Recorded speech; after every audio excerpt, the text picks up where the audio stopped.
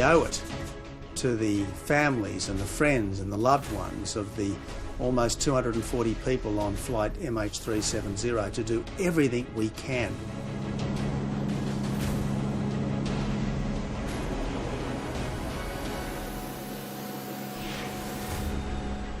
We want to find these objects because they are the best lead to where we might find people to be rescued. We're still focused on that task of finding people to be rescued.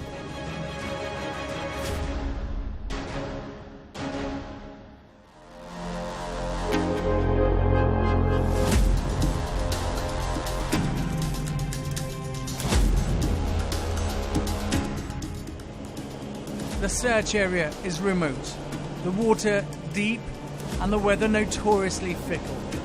Yet the tireless effort to find flight MH370 must continue. We've been throwing everything we've got at that area to try to learn more about what this debris might be.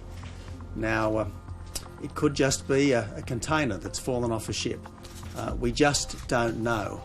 But we owe it to the families and the friends and the loved ones of the almost 240 people on flight MH370 to do everything we can to try to resolve what is as yet an extraordinary riddle. This is what the search teams are trying to find. These smudges on a satellite image could be wreckage from the missing airliner, or they might be bits of cargo discarded or fallen from a passing ship. There is only one way to know for sure. But this aviation mystery refuses to give up its secrets. The suspected wreckage is a drop in a very large and unpredictable ocean. We want to find these objects because they are the best lead to where we might find people to be rescued. We have done some work in that area, and we're still focused on that task of finding people to be rescued. The search is being coordinated from this Air Force base in Perth. The planes taking off in 2-hourly intervals. The weather reduced visibility yesterday, restricting the search, but today the clouds have lifted, letting the crews do their job. We got out on station today and had really good weather actually. Compared to what we saw yesterday, the visibility was great. We had better than 10 kilometres visibility. There was no rain in the area. We had really good opportunity, I think, to see anything visual out there. And for the task that we had today, the conditions were outstanding. Unfortunately, the conditions back here precluded us from staying on station as long as we would have liked. However, there are a few other aircraft out there, some fellow P3s, as well as the United States Navy P8 Poseidon. They're out there still searching, and with any luck, we'll find something shortly. We've got a lot of hope, and if the conditions remain as they are, hopefully we'll find something soon. These aviators know they carry the hopes of hundreds. Desperate families waiting for news of their loved ones. These men and women are on the front line in the hunt for the missing jet. Every mission that returns empty-handed is followed by one that leaves with renewed hope. They're determined to find something, anything, that will lead to flight MH370. It's certainly disappointing, and I've got every confidence that if there is an object there, that we will find it. And every time that we launch, we hold that hope. However, we're just going to keep going until we find it. The search area is remote, 1,500 miles southwest of Perth. It involves an 8-hour round trip, leaving aircraft just 2 or 3 hours to search. The plane carrying out the bulk of the searching is the Lockheed P3 Orion. It's a 4-engine turboprop, favoured by the Australian and New Zealand Defence Forces. The plane's big advantage is that it can fly at low altitudes for long periods, crucial for an eyes-on hunt. It's equipped with a state-of-the-art radar system and 3 cameras, one infrared, one long-range, and the other high-resolution. The Orion is also equipped with a sonar system used for searching below sea level, but we understand that's not being utilised in this search. Other planes involved are a US Navy P8 Poseidon. It's designed for anti-submarine warfare, And also being used is a civilian Bombardier Global Express. But this is just a very small part of the armoury thrown at this massive international search for the lost airliner. HMAS Success is due to reach the vicinity of the objects tomorrow.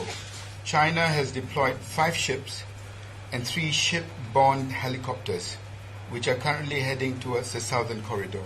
Japan is deploying its assets to Perth, including 2 P-3 Orions, to assist with the Australian search efforts. And the HMS Echo is already heading towards the southern Indian Ocean to support the search effort. But for all the talk of sophisticated assets, technology and hardware, this is very much a human tragedy. 239 people have disappeared without trace. 239 families are left waiting for answers.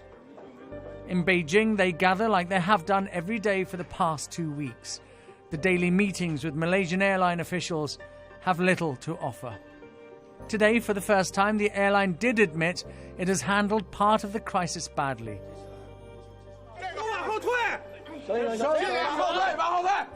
But this admission will, however, do little to ease the relatives' distress.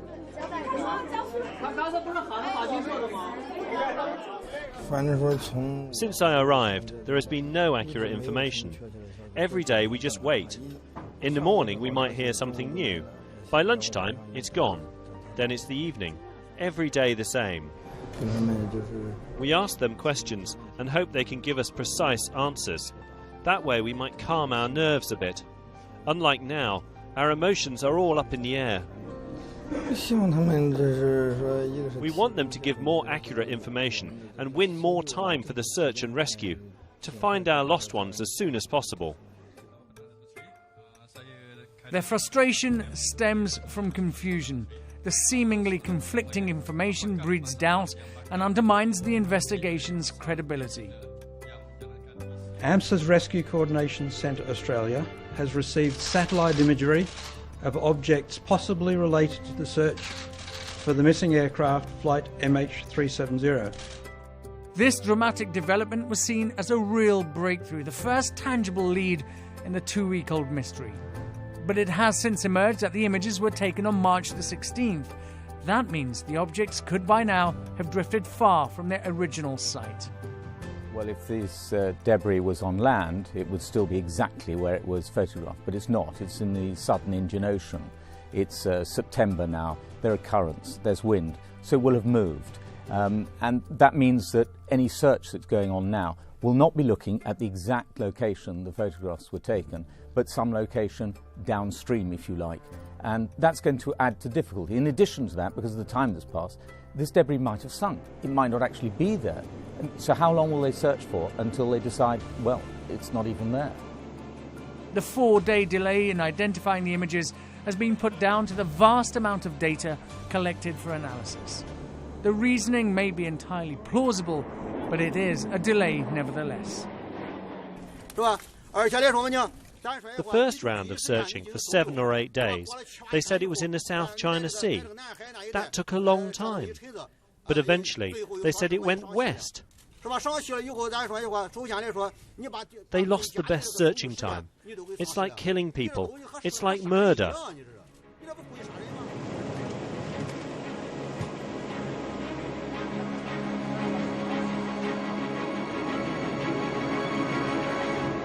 Next, in part 2, did the Malaysian authorities ignore crucial advice suggesting where flight MH370 could be? The I-3 satellites, which picked up a series of pings from aircraft which was identified as the Malaysian missing aircraft. And that meant that the aircraft was both powered up and moving away from its final known position. And did this delay impact on the search for the passengers and crew on board the missing airliner? The search for flight MH370 is now focused deep in the southern Indian Ocean. But is this where investigators should have concentrated their efforts much sooner after the plane's disappearance? Satellite company Inmarsat says it gave the Malaysian authorities information about the missing jet's possible location last Tuesday, suggesting the plane was veering westward, away from Beijing, the original destination. The I-3 satellites, which picked up a series of pings from aircraft which was identified as the Malaysian missing aircraft. And that meant that the aircraft was both powered up and moving away from its final known position. But the Malaysian authorities appeared to have discarded the information and carried on looking in areas where the plane could not have been. We can't criticise the Malaysian approach to this. This is a very difficult time for them. We provided an approach to be looked at on the Tuesday. I'm sure it was considered along with all the massive other data. They would have had to rule out information from the air defence of many countries to the north. They would have had to take into account all of the ships in the area and other aircraft in the area. So they must have been mining through a wealth of data before they could come to a conclusion. Later, after analysing this and other data, the search was constricted to two possible flight paths, the northern and southern corridor. The Malaysians today rejected accusations of a costly delay. I would like to briefly discuss the processing of the Inmarsat data. The investigations team received the complete raw Inmarsat satellite data, which included the 6 handshakes, at approximately 1500 on Wednesday, 12th of March. This type of data is not normally used in investigation of this sort. It is only because we have so little other information to go on in this difficult and unprecedented situation that the data is being used. So now, after almost 2 weeks, the search has clear direction. But a second day has yielded nothing but frustration. The hopes raised by the possibility of finding the suspect debris is now tempered with reality. The odds are stacked against the crews. This is difficult water. It's hard to reach and even harder to search. Here we've got some of the strongest currents in the world, the Southern Ocean Current, which is whizzing around the Antarctic. We've also got some of the roughest seas in the world. Sooner or later, that debris is likely to sink, so it won't stay on the surface forever. And this is the race now to see if one can find that debris before it disappears from the surface. If, and it's a big if, this satellite smudge does turn out to be something significant, the surface search will dive under the water.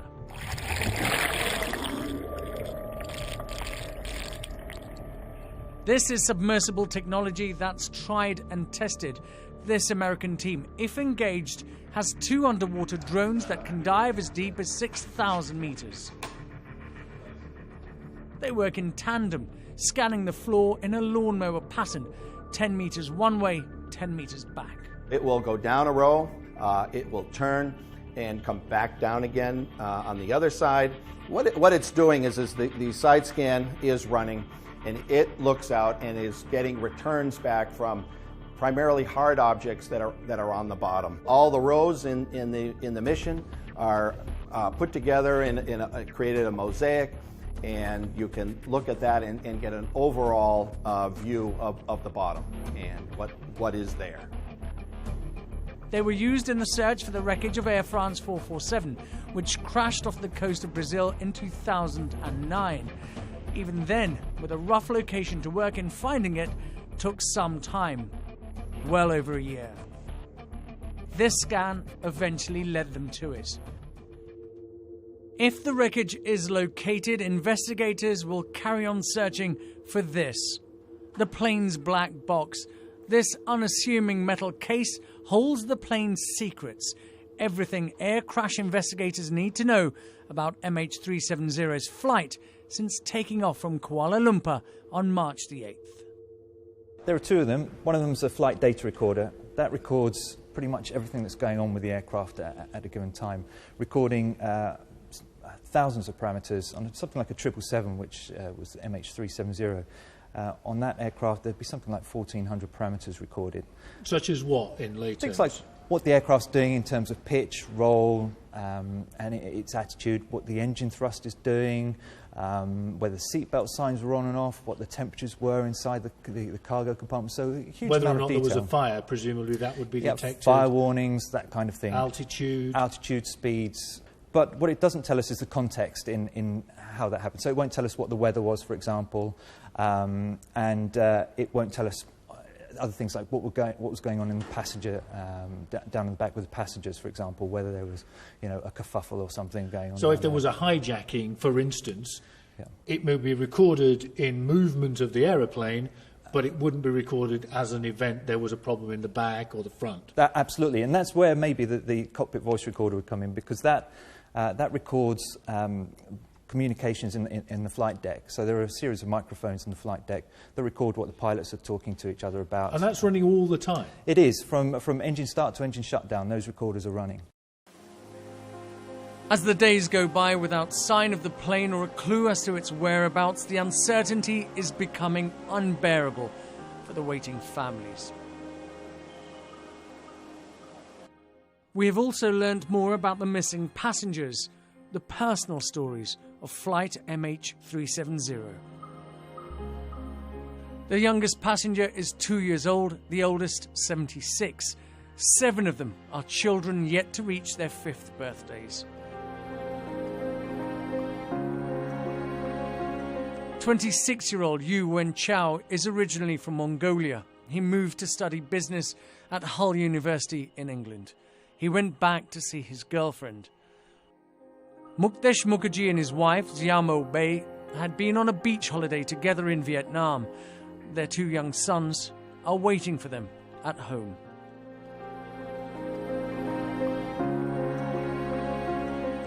Could the flight manifest hold the answers? Investigators are scrutinizing every name on it.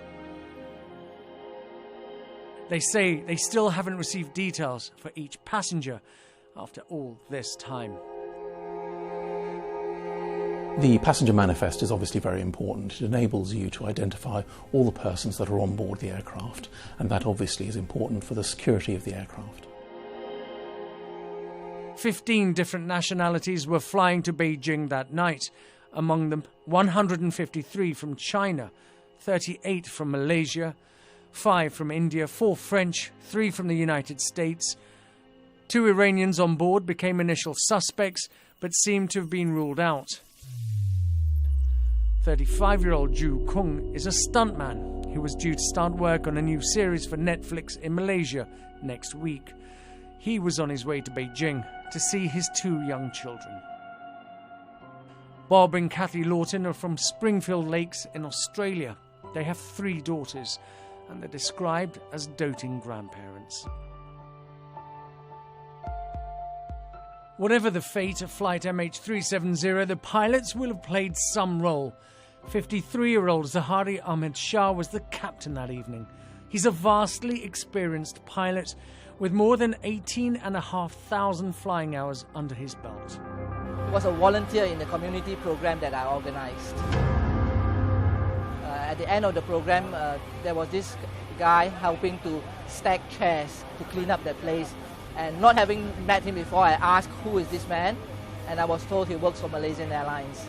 I went to say thank you to him, and he introduced himself, giving me his name card. And when I saw he was a captain of a 777, that's the kind of humble person that Captain Zahari is.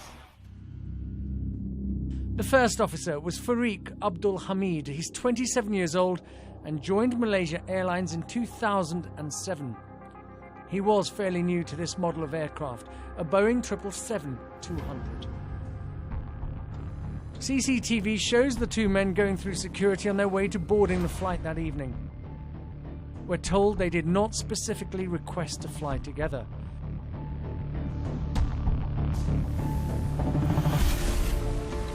Police have started searching their homes, talking to friends and neighbours.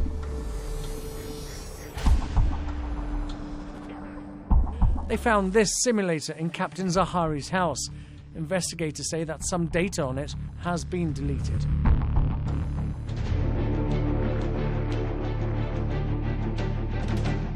This mystery began with what should have been a routine flight. Now the search is focused thousands of miles to the south of its original flight path. 2 unidentified pieces floating in the southern Indian Ocean. Wreckage from flight MH370, or yet another false lead in an aviation mystery that refuses to yield answers. And if this is wreckage from the flight, it will explain the where. But how long before the world learns for sure why a plane carrying 239 lives never reached its destination?